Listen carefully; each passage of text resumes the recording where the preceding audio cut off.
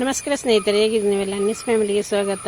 ಇವತ್ತು ನಾನು ಹಲಸಿನಕಾಯಿ ಬೀಜದಿಂದ ಹೋಳಿಗೆ ಮಾಡುವುದನ್ನು ಹೇಳಿಕೊಡ್ತಾ ಇದ್ದೇನೆ. ಯಾವ ರೀತಿ ಮಾಡಿದ್ದೇನೆ ಅಂತ ನೋಡೋಣ. ಎಷ್ಟೊಂದು ರುಚಿಯಾದ ಹಲಸಿನಕಾಯಿ ಬೀಜದ ಕಾಯಿ ಹೋಳಿಗೆ. ನೀವು ಕೂಡ ಇದನ್ನೊಮ್ಮೆ ಟ್ರೈ ಮಾಡಿ ನೋಡಿ. ಈಗ ಹಲಸಿನ ಸೀಸನ್ ಆದ ಕಾರಣ ಪ್ರತಿಯೊಬ್ಬರ ಮನೆಯಲ್ಲೂ ಹೆಚ್ಚಾಗಿ ಹಲಸಿನಕಾಯಿ ಬೀಜ ಇದ್ದೇ ಇರ್ತದೆ. ಅದನ್ನು ಬಿಸಾಡುವ ಬದಲು ಇಂಥ ಒಳ್ಳೆಯ ತಿಂಡಿಯನ್ನು ಮನೆಯಲ್ಲೇ ಟ್ರೈ ಮಾಡಿ ನೋಡಿ.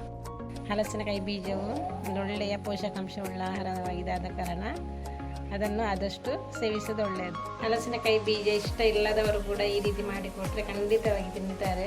ಅಷ್ಟೊಂದು ರುಚಿಯಾಗಿರ್ತದೆ, ಯಾವುದರ ಹೋಳಿಗೆ ಅಂತಲೇ ಗೊತ್ತಾಗೋದಿಲ್ಲ. ಹಲಸಿನಕಾಯಿ ಬೀಜದಿಂದ ಬೇರೆ ಬೇರೆ ಬಗೆಯ ತಿಂಡಿಗಳನ್ನು ಮಾಡಬಹುದು. ಹಲಸಿನಕಾಯಿಯ ಬೀಜದಿಂದ ಜ್ಯೂಸ್ ಮಾಡ್ತೇವೆ, ಹೋಳಿಗೆ ಮಾಡ್ತೇವೆ, ಹಾಗೂ ಬೇರೆ ಬೇರೆ ಬಗೆಯ ತಿಂಡಿಗಳನ್ನು ಮಾಡಲಿಕ್ಕಾಗ್ತದೆ. ಯಾವ ರೀತಿಯಲ್ಲಾದರೂ ಅದನ್ನು ಸೇವಿಸಿದರೆ ತುಂಬ ಒಳ್ಳೆಯದು. ಸ್ವಲ್ಪ ಹಲಸಿನಕಾಯಿ ಬೀಜವನ್ನೀಗ ಬೇಯಲಿಡ್ತಾ ಇದ್ದೇನೆ. ಇದು ಚೆನ್ನಾಗಿ ಬೇಯಬೇಕು. ಅದಕ್ಕೆ ಬೇಯಿಸುವಾಗ ಒಂದು ಚೂರು ಜೊತೆಗೆಷ್ಟು ಉಪ್ಪನ್ನು ಹಾಕಿ ಬೇಯಿಸುವುದು. ಇಷ್ಟು ಹಲಸಿನಕಾಯಿ ಬೀಜದಲ್ಲಿ 50ರಷ್ಟು ಕಾಯೋಳಿಗೆ ನಾನು ಮಾಡಿದ್ದೇನೆ. ಸ್ವಲ್ಪ ಇದ್ದರೆ ಸಾಕು. ಕೆಲವು ಮೊಳಕೆ ಬಂದಿದೆ ಹಲಸಿನಕಾಯಿ ಬೀಜ, ಅದು ಆಗ್ತದೆ. ಇದು ಬೇಗನೆ ಬೇಯ್ತದೆ. ಚೆನ್ನಾಗಿ ಬೆಂದರೆ ಕಡಿಯಲಿಕ್ಕೆ ಸುಲಭ ಆಗ್ತದೆ. ಒಂದು ಪಾತ್ರೆಯಲ್ಲಿ 3 ಕಪ್ನಷ್ಟು ನಾನು ಮೈದಾವನ್ನೀಗ ಇದಕ್ಕೆ ರೆಡಿ ಮಾಡ್ತಾ ಇದ್ದೇನೆ. ಈ ಮೈದಾಕ್ಕೆ ಸ್ವಲ್ಪ ಅರಶಿನ ಪುಡಿ ಹಾಗೂ ರುಚಿಗೆ ತಕ್ಕಷ್ಟು ಉಪ್ಪನ್ನು ಹಾಕಿ ಚೆನ್ನಾಗಿ ಮಿಕ್ಸ್ ಮಾಡೋದು. ಕೈಯಲ್ಲಿಯೇ ಚೆನ್ನಾಗಿ ಮಿಕ್ಸ್ ಮಾಡಿದರೆ ಒಳ್ಳೆಯದು. ಚೆನ್ನಾಗಿ ಮಿಕ್ಸ್ ಆದ ನಂತರ ಇದಕ್ಕೆ ಸ್ವಲ್ಪವೇ ನೀರನ್ನು ಸೇರಿಸಿ ಚಪಾತಿ ಹಿಟ್ಟಿನ ಅದಕ್ಕೆ ಇದನ್ನು ನಾದಬೇಕಾಗ್ತದೆ. ಒಮ್ಮೆಲೆ ಜಾಸ್ತಿ ನೀರು ಹಾಕಬಾರ್ದು. ಆದ ಕಾರಣ ಸ್ವಲ್ಪವೇ ನೀರನ್ನು ಹಾಕಿ ಈ ರೀತಿ ರೆಡಿ ಮಾಡಿ ಇಡುವುದು. ಇದನ್ನು ಅದೇ ಆದ ನಂತರ ಸ್ವಲ್ಪ ತೆಂಗಿನೆಣ್ಣೆಯನ್ನು ಹಾಕಿ ಒಂದು ಸೈಡಲ್ಲಿ ಇಡೋಣ. ನಾನು 4 ತೆಂಗಿನಕಾಯಿ, ಸಣ್ಣ 4 ತೆಂಗಿನಕಾಯಿಯ ತುರಿಯನ್ನು ನಾನು ರೆಡಿ ಮಾಡಿ ಇಟ್ಟುಕೊಂಡಿದ್ದೇನೆ. ಹಾಗೆ 8 ಪೀಸ್ ಅಚ್ಚಿ ಬೆಲ್ಲವನ್ನು ಕೂಡ ರೆಡಿ ಮಾಡಿ ಇಟ್ಟುಕೊಂಡಿದ್ದೇನೆ. ಇವಾಗ ಸಿಪ್ಪೆ ತೆಗೆದ ಹಲಸಿನಕಾಯಿ ಬೀಜವನ್ನು ಈಗ ಮಿಕ್ಸಿಯಲ್ಲಿ ಹಾಕಿ ಗ್ರೈಂಡ್ ಮಾಡೋದು. ಅದರ ಹೊರಗಿನ ಬಿಳಿ ಸಿಪ್ಪೆಯನ್ನು ಮಾತ್ರ ತೆಗೆದರೆ ಸಾಕು, ಅದರ ಕಾವನ್ನು ತೆಗೆಯಬಾರದು. ಹಲಸಿನಕಾಯಿ ಬೀಜ ಗ್ರೈಂಡ್ ಮಾಡಿ ಆಯಿತು, ರೆಡಿಯಾಗಿದೆ. ಈಗ ಸ್ವಲ್ಪ ಬೀಜದಲ್ಲಿ ತುಂಬ ಪೌಡರ್ ಸಿಗ್ತಿದ್ರಲ್ಲಿ. ಹಿಟ್ಟು ಕೂಡ ರೆಡಿಯಾಗಿದೆ. ಸ್ವಲ್ಪ ಏಲಕ್ಕಿಯನ್ನು ಪೌಡರ್ ಮಾಡಿ ಇಡಬೇಕು, ಜಜ್ಜಿ. ಇವೆಲ್ಲವನ್ನು ಸ್ವಲ್ಪ ಕರಗಿಸಲಿಕ್ಕಿದೆ. ಅದರಲ್ಲಿ ಕಲ್ಲು ಮಣ್ಣೆಲ್ಲ ಇದ್ದರೆ ಅದನ್ನು ಸೋಸಿಟ್ಟರು ಕೂಡ ಆಗ್ತದೆ. ಅದಕ್ಕೆ ಸ್ವಲ್ಪ ಏಲಕ್ಕಿ ಪುಡಿಯನ್ನು ಸೇರಿಸಿ ಚೆನ್ನಾಗಿ ಕುದಿಸುವುದು. ಇದಕ್ಕೆ ಒಂದು ಕುದಿ ಬಂದರೆ ಸಾಕು. ಇದಕ್ಕೆ ಈಗ ತೆಂಗಿನಕಾಯಿಯನ್ನು ಮೊದಲಿಗೆ ಸೇರಿಸ್ತಾ ಇದ್ದೇನೆ.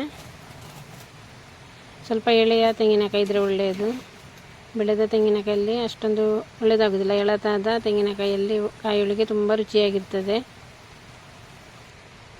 ತೆಂಗಿನಕಾಯಿ ಹಾಕಿದ ನಂತರ ಈ ಪೌಡರ್ ಮಾಡಿಟ್ಟುಕೊಂಡ ಹಲಸಿನಕಾಯಿ ಬೀಜದ ಪೌಡರನ್ನು ಕೂಡ ಸೇರಿಸಿ ಚೆನ್ನಾಗಿ ಮಿಕ್ಸ್ ಮಾಡೋದು.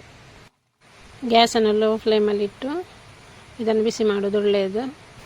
ಇದು ಬಿಸಿ ಆದಾಗೆ ಹಿಟ್ಟು ಗಟ್ಟಿ ಆಗ್ತದೆ. ಲಡ್ಡು ಮಾಡುವ ಅದಕ್ಕೆ ಬರಬೇಕು. ನಂತರ ಗ್ಯಾಸನ್ನು ಆಫ್ ಮಾಡೋದು. ಇಲ್ಲಿ ಬೆಲ್ಲ, ತೆಂಗಿನಕಾಯಿ ಹಾಗೂ ಹಲಸಿನಕಾಯಿ ಬೀಜದ ಹೂರಣ ರೆಡಿಯಾಗಿದೆ. ಅದನ್ನೊಂದು ಸೈಡಲ್ಲಿ ಇಡೋಣ. ಲೋ ಫ್ಲೇಮಲ್ಲಿಟ್ಟರೆ ಅಡಿಭಾಗದಲ್ಲಿ ಏನು ಚೂರು ಹಿಡಿಯುವುದಿಲ್ಲ ನೋಡಿ. ಒಂದು ಚೂರು ಇದರ ಅಡಿಭಾಗದಲ್ಲಿ ಏನು ಹಿಡಿಯಲಿಲ್ಲ. ಇದು ಸ್ವಲ್ಪ ತಣಿಯಲ್ಲಿ ಅಂತೇಳಿ ನಾನೊಂದು ಪ್ಲೇಟಲ್ಲಿ ಇದನ್ನು ಹಾಕಿಟ್ಟಿದ್ದೇನೆ. ಚೂರು ಬಿಸಿ ಇರುವಾಗಲೇ ಇದನ್ನು ಉಂಡೆ ಕಟ್ಟಿದರೆ ಒಳ್ಳೆಯದು.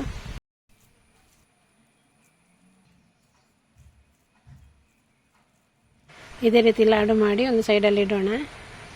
ನಾನು 2 ಸಲ ಮಾಡಿದ್ದೇನೆ ಹೂರಣವನ್ನು. ನನಗೆ ತುಂಬ ಹೋಳಿಗೆ ಮಾಡಲಿಕ್ಕಿತ್ತು, ಆದ ಕಾರಣ. ನೆಕ್ಸ್ಟ್ ಮೈದಾ ಹಿಟ್ಟಿನಲ್ಲಿ ಸಣ್ಣ ಸಣ್ಣ ಉಂಡೆಗಳನ್ನಾಗಿ ಮಾಡಿ ರೆಡಿ ಮಾಡೋದು. ತೆಂಗಿನಕಾಯಿ ಹೂರಣದ ಲಾಡು ದೊಡ್ಡದಿರಬೇಕು, ಮೈದಾ ಹಿಟ್ಟಿನ ಲಾಡು ಸಣ್ಣದಿರಬೇಕು. ಸೇಮ್ ಕಾಯಿ ಹೋಳಿಗೆ ಮಾಡೋ ರೀತಿಯಲ್ಲ ಇದನ್ನು ಮಾಡೋದು. ಮೈದಾ ಹಿಟ್ಟಿನ ಲಾಡನ್ನು ಈ ರೀತಿ ಮಾಡಿ ಇದರ ಒಳಗೆ ಹೂರಣವನ್ನಿಟ್ಟು ಅದನ್ನು ಲಟ್ಟಿಸುವುದು. ಈ ಕಾಯಿ ಹೋಳಿಗೆ ಮಾಡಲಿಕ್ಕೆ ಏನು ಕಷ್ಟ ಇಲ್ಲ. ಒಂದೇ ಗಳಿಗೆಯಲ್ಲಿ ಬೇಗನೆ ಆಗ್ತದೆ. ಗ್ಯಾಸಲ್ಲಿ ಮಾಡೋದಾದರೆ ಬೇಗನೆ ಇದನ್ನು ರೆಡಿ ಮಾಡಬಹುದು. ತೆಳುವಾಗಿ ಮಾಡಿದರೆ ರಪರಪನೆ ಮಾಡಿ ಮುಗಿಸಬಹುದು. ಈ ಕಾಯಿ ಹೋಳಿಗೆಗೆ ತುಪ್ಪ ಇದ್ದರೆ ಮಾತ್ರ ತುಂಬ ರುಚಿಯಾಗಿರುವುದು. ಇದಕ್ಕೆ ತುಪ್ಪ ಸ್ವಲ್ಪ ಜಾಸ್ತಿಯೇ ಬೇಕಾಗುವುದು. 30 ಕಾಯಿ ಹೋಳಿಗೆ ಆರ್ಡರ್ ಇತ್ತು, ಆದ ಕಾರಣ ನಾನು ಸ್ವಲ್ಪ ಜಾಸ್ತಿ ಮಾಡಿದ್ದೇನೆ.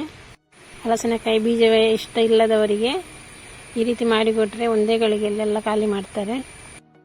ಸ್ವೀಟ್ ಇಷ್ಟಪಡುವವರು ಇದನ್ನೊಮ್ಮೆ ಟ್ರೈ ಮಾಡಿ ನೋಡಿ.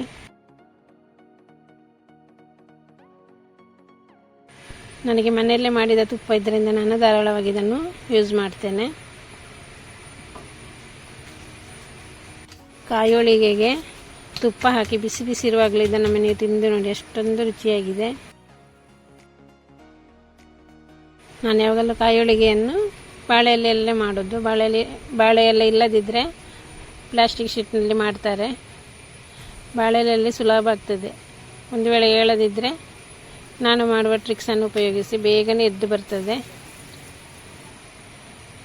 ಫಸ್ಟಿಗೆ ಹಾಕುವ ಹೋಳಿಗೆ ಎದ್ದು ಬರಲಿಕ್ಕೆ ಸ್ವಲ್ಪ ಕಷ್ಟ ಆಗ್ತದೆ, ಎಲ್ಲ ಸ್ವಲ್ಪ ಬಾಡಬೇಕಾಗ್ತದೆ. ಆದ ಕಾರಣ ಉಲ್ಟಾ ಹಾಕಿ ಒಮ್ಮೆ ತೆಗೆದರೆ ಸಾಕು, ಬೇಗನೆ ಎದ್ದು ಬರ್ತದೆ.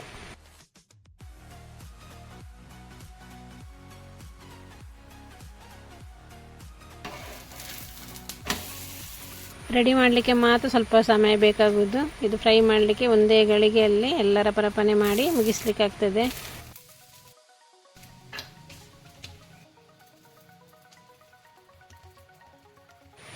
ನಾನು ಗ್ಯಾಸ್ನ ಪಕ್ಕದಲ್ಲೇ ನಿಂತು ಮಾಡ್ತಾ ಇದ್ದೇನೆ, ಅದಕ್ಕೆ ನನಗೆ ಸುಲಭ ಆಗ್ತದೆ.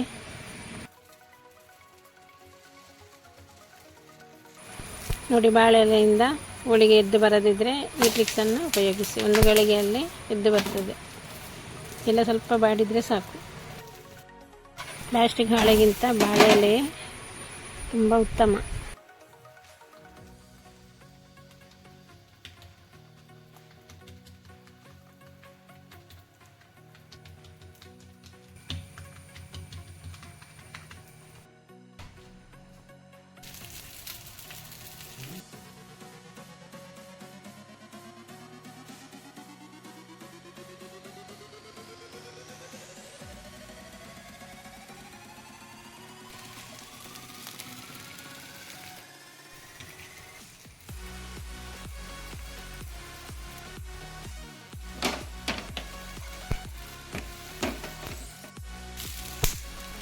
ನೋಡಿದಿರಲ್ವಾ, ಕಾಯಿ ಹೋಳಿಗೆ ಎಷ್ಟೊಂದು ಸುಲಭ ಅಲ್ಲ ಮಾಡಲಿಕ್ಕೆ. ಇಷ್ಟು ಒಳ್ಳೆಯ ಹಲಸಿನಕಾಯಿ ಬೀಜ ಸಿಕ್ಕಿದರೆ ನೀವು ಕೂಡ ಇದನ್ನು ಟ್ರೈ ಮಾಡಿ ನೋಡಿ.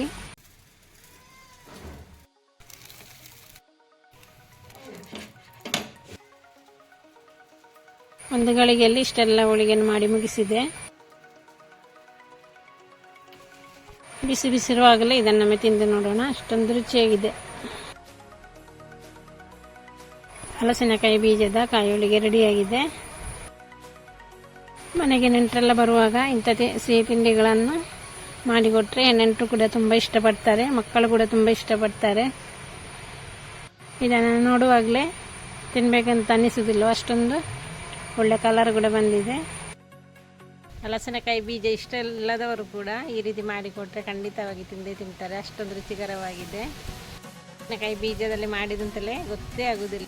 ಈ ಹೋಳಿಗೆ ಮಾಡಲಿಕ್ಕೆ ಕೂಡ ತುಂಬ ಸುಲಭ. ಹಲಸಿನಕಾಯಿ ಬೀಜದ ರೆಸಿಪಿ ಇಷ್ಟವಾದರೆ ಒಂದು ಲೈಕ್ ಕೊಡಿ, ಶೇರ್ ಮಾಡಿ, ಸಬ್ಸ್ಕ್ರೈಬ್ ಮಾಡಿ. ಇನ್ನು ಮುಂದಿನ ಒಂದು ಒಳ್ಳೆಯ ವಿಡಿಯೋದೊಂದಿಗೆ ಸಿಗುವವರೆಗೂ ಬಾಯ್.